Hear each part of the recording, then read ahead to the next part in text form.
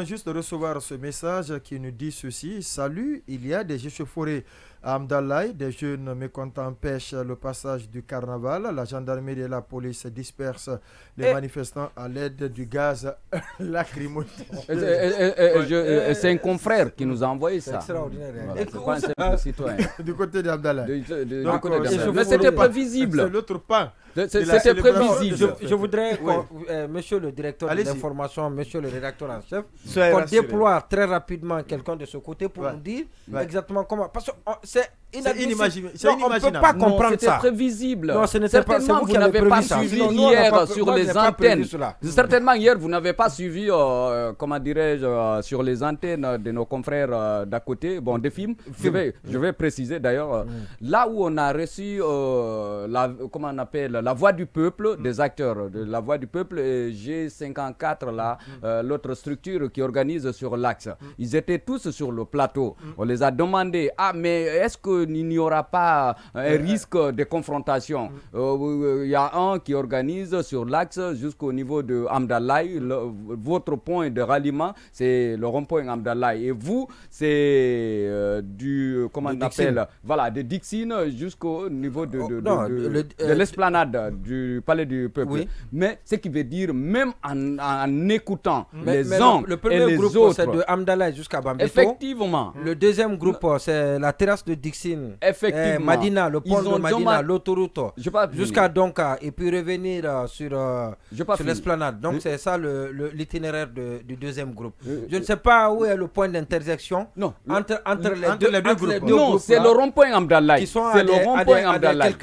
À des kilomètres l'un de l'autre. En tout cas, à des distances quand même considérables. Non, le problème c'est quoi? C'est le rond-point Amdalaï. Ils ont demandé, les gens, maintenant, si on me demande de rejoindre un groupe, je suis à Amdalaï, comment je peux faire pour aller à l'esplanade de l'autre côté?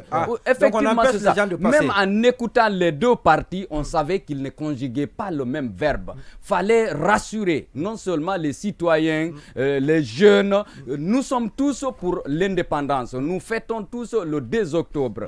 Fallait rassurer. Même en les écoutant sur ce plateau de films, on a compris qu'il y a une divergence. Il y avait un risque d'affrontement entre les deux groupes. C'est pourquoi tout à l'heure je disais que certainement, vous m'avez dit que la fête est célébrée du côté de l'Axe. Je dis, est-ce qu'il n'y a pas un truc de billets de banque qui flottait, ainsi de suite. Donc cela encore, jusqu'à présent, nous ne sommes pas prêts à célébrer dans l'ambiance, dans la ferveur, dans la joie, dans la gaieté cette fête. Non, sur l'axe, je ne suis pas sûr qu'il y ait de la manipulation. En tout cas, ce qu'on a entendu, les spots qui sont passés. Je me pose une question. J'ai dit, est-ce que c'était le même groupe avant? Il y a eu dislocation. Effectivement. Donc, chacun s'est cherché, comme on le dit dans le jargon populaire. Donc, il y a un premier qui semble être très proche du pouvoir, qui organise de connivence avec le pouvoir, que ce groupe-là est à Dixine. Il a reçu plus de 1000 t-shirts de la part du Premier ministre.